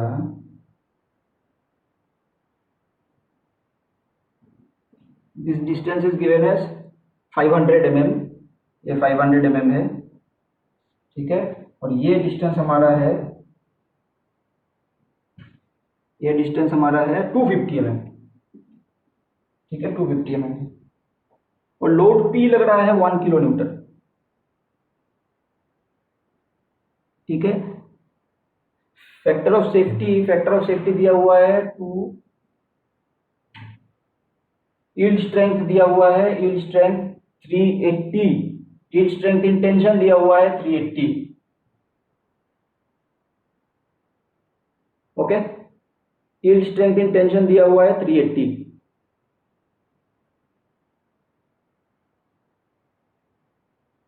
ओके, तो इस ये वाले शाफ्ट का डायमीटर है डी, जैसे तो ये डी कितना होगा ये हमें निकालना है। ठीक है, तो दिस इज द क्वेश्चन। ये डायग्राम समझ में आ रहा है क्या सबको?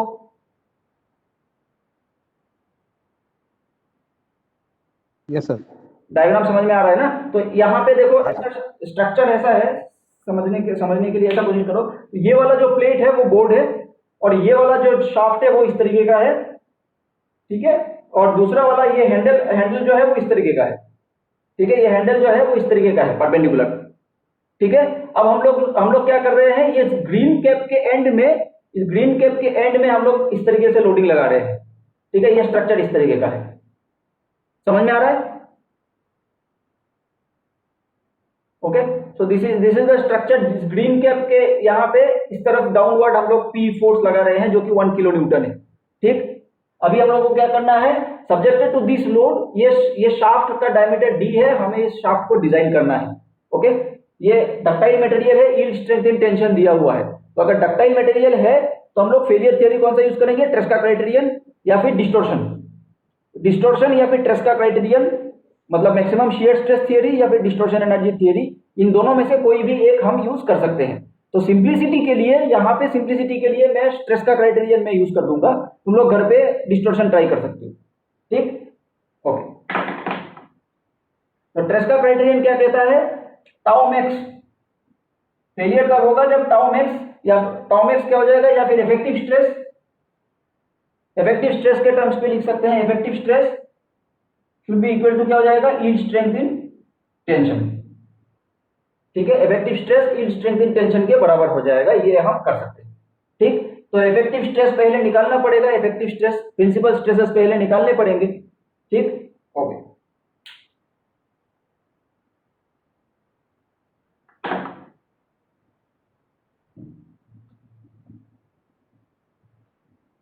तो पहले प्रिंसिपल स्ट्रेसेस करने के लिए क्या है, वही बेसिक फंडा वही है। यहाँ पे हम सेक्शन लेके फ्री बॉडी डायग्राम ड्रॉ कर लेंगे। ठीक है, ये वाले वर्टिकल लाइन के यहाँ पे सेक्शन ले लेंगे और इस पार्ट का फ्री बॉडी डायग्राम ड्रॉ कर लेते हैं। तो इस पार्ट का फ्री बॉडी डायग्राम कैसा हो जाएगा,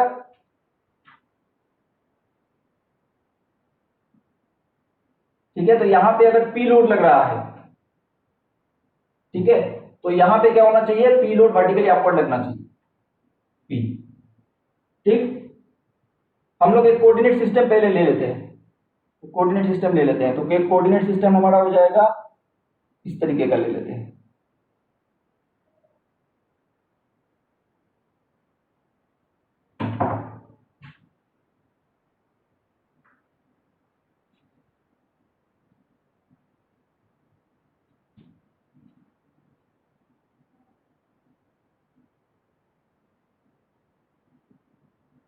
This is our x, this is our y, and this is our z. Let's see. Okay.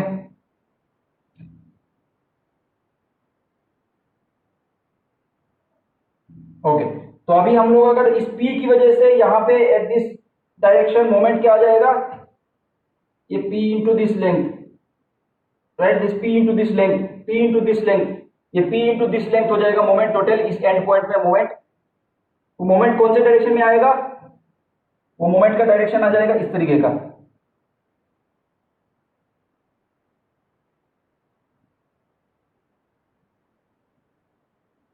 ठीक है ना, तो ये P, ये स्ट्रक्चर ऐसा है, यहाँ पे लोडिंग देंगे तो वो इधर होने की कोशिश करेगा, तो यहाँ पे लोड मोमेंट इस तरीके का आना चाहिए। ओके, सो ये नहीं, वो आना चाहिए इस तरीके का।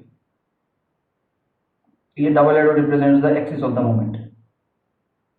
ओके, सो ये this double arrow represents the axis of the moment. तो मोमेंट का डायरेक्शन एक्स एक्सिस के, नेगेटिव एक्स एक्सिस के डायरेक्शन में आएगा। ठीक, ओके, तो ये नेगेटिव एक्स एक्सिस का डायरेक्शन क्या हो जाएगा, m is equals to p into this length हो जाएगा, p इंटू 500 ये हो गया हमारा मोमेंट। ओके, ये हो गया हमारा इस वाले हैंडल में। तो इस शाफ्ट में कैसा होगा, शाफ्ट में कैसा आएगा, शाफ्ट का फ्री बॉडी डायग्राम ड्रॉ कर देते हैं।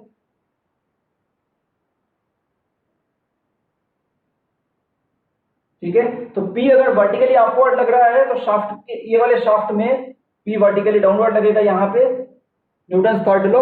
और क्या हो जाएगा, यहाँ पे ये moment opposite to x, positive x direction में है, तो यहाँ पे क्या हो जाना चाहिए, अलोंग द एक्स डायरेक्शन होना चाहिए। मतलब ये बेसिकली इस तरीके का हो जा रहा है, डबल हेडेड रिप्रेजेंट दिस। तो ये ट्विस्टिंग मोमेंट क्या होना चाहिए, इस तरीके का, राइट हैंड थंब रूल। तो ये ट्विस्टिंग मोमेंट बेसिकली इस तरीके का आ रहा है।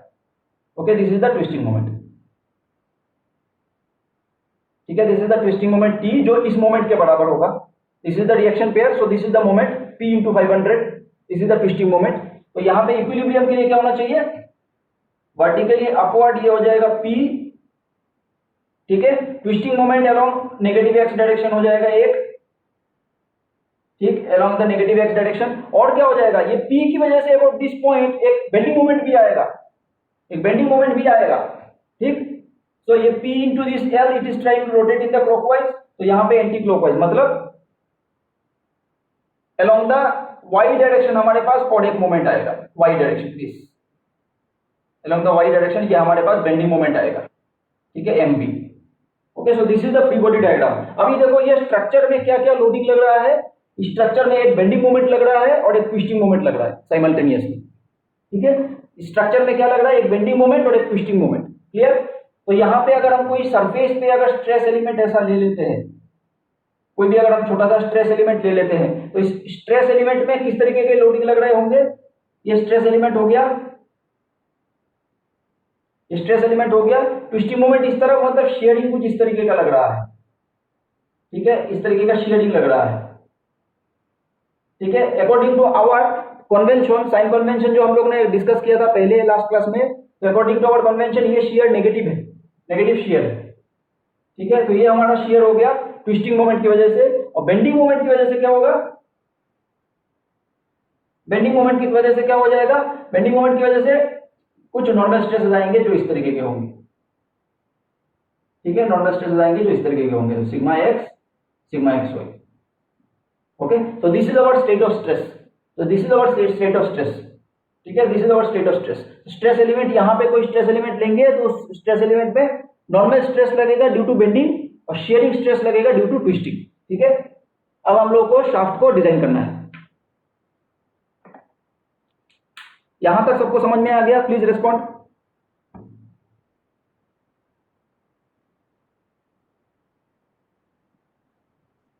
हाँ सर, समझ गया। बाकी लोग रिस्पॉन्ड करो, यहां तक समझ में आया कि नहीं। हाँ सर, हाँ। अक्षय,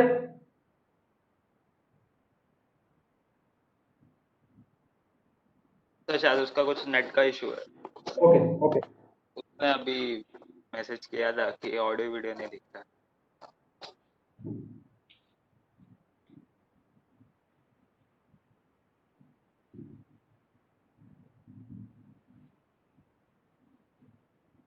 ओके। तो अभी हम लोगों के पास ये दोनों चीजें आ गई, तो सिग्मा एक्स क्या हो जाएगा in terms of bending M Y by I, ठीक है। तो y क्या हो जाएगा, m तो हो गया बेंडिंग मोमेंट, ठीक है, p into this length m हो जाएगा, y क्या हो जाएगा d/2, और शाफ्ट के लिए ये होता है पाई d⁴/64, ठीक है, 32m बाई पाई d³। ये हो गया हमारा सिग्मा x, ये वाला हो गया हमारा सिग्मा x, ठीक है। और सिग्मा xy क्या हो जाएगा, sigma xy t into r by J, t into r by J, ठीक है। Polar moment of inertia, torque कितना हो जाएगा, टॉर्क हो गया p इंटू 500, ठीक है। ये हम निकाल सकते हैं, t इंटू r हो जाएगा d/2, जे हो जाएगा पाई d⁴/32, ये हो जाएगा 16t by pi d³। Okay, तो हम लोग अभी देख लेते हैं t क्या है, t इक्वल्स टू हो जाएगा m इंटू ये p इंटू 500, ठीक है। और ये mb क्या हो जाएगा, p इंटू लेंथ इसका कितना है 250, p इंटू 250, बस, ठीक है। d अननोन है हमारा, d अननोन है, ठीक है। तो इसमें से हम लोग मैक्सिमम शियर स्ट्रेस थियरी, मतलब क्या हो जाएगा, हमें मैक्सिमम शियर स्ट्रेस थियरी मतलब मैक्सिमम शियर स्ट्रेस r के बराबर होता है, राइट, r मोर सर्कल का radius root over of sigma x, sigma y तो यहाँ पे है नहीं, तो sigma x/2 whole square plus sigma x Y square. ठीक है, ये हो गया हमारा maximum shear stress, maximum shear stress. अब इसको इक्वेट करो, इसको इक्वेट करो, मैक्सिमम शियर स्ट्रेस इसको इक्वेट करेंगे half of the yield strength due to tension, yield strength due to tension divided by factor of safety. ठीक है, तो ये सारे ये जो एक्सप्रेशन है ये वाला और ये वाला सब्स्टिट्यूट करेंगे, सॉल्व करेंगे। ठीक,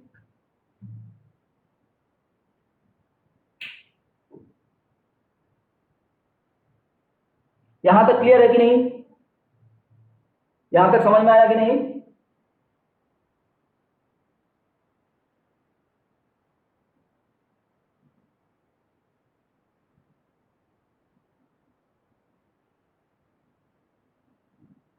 ओके,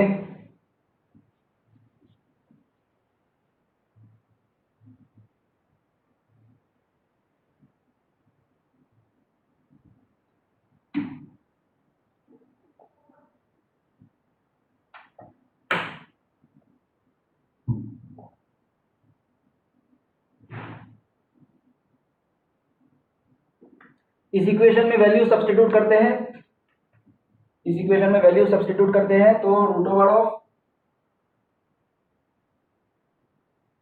वैल्यू सब्स्टिट्यूट करने के बाद 16 by pi D cube under root M B square plus T square, ये आएगा। ओके, तो this is equals to half yield strength in tension कितना है 380 divided by factor of safety, factor of safety कितना है 2, this is equals to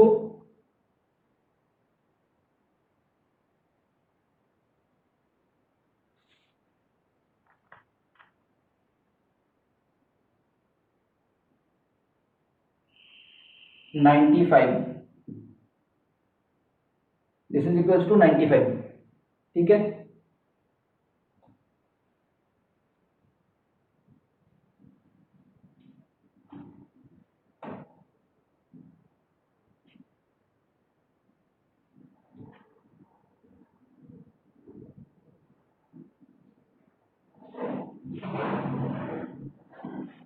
okay, तो अभी हम लोग इसको इक्वेट कर लेते हैं। तो डी क्यूब यहां से मिल जाएगा, D cube equals to 16 divided by 95 pi,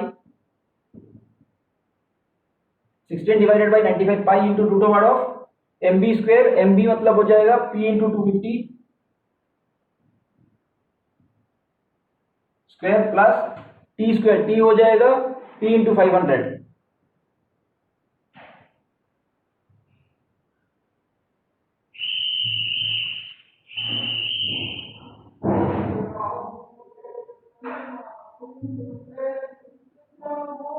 okay, तो P का वैल्यू दिया हुआ है क्वेश्चन में, P का वैल्यू दिया हुआ है, P का वैल्यू 1 किलो न्यूटन है। यहाँ पे सब्स्टिट्यूट करना है और सॉल्व करना है। सब्स्टिट्यूट करके सॉल्व करने के बाद D का वैल्यू आएगा 31.06 mm। Okay, so this is our answer.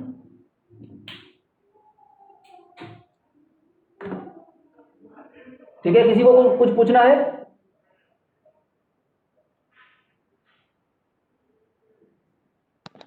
No sir, clear है सर।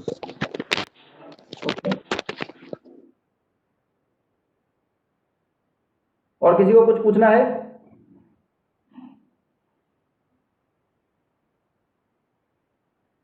ओके, तो आज यहाँ तक ही खत्म करते हैं। कल हम लोग डायनामिक लोडिंग करेंगे कंटिन्यू। ठीक है, theories of static theories of failure यहीं पे खत्म हो गया, और कुछ नहीं है थियरीज ऑफ फेलियर में। ठीक है, कल से हम फैटिग लोडिंग हम लोग करेंगे।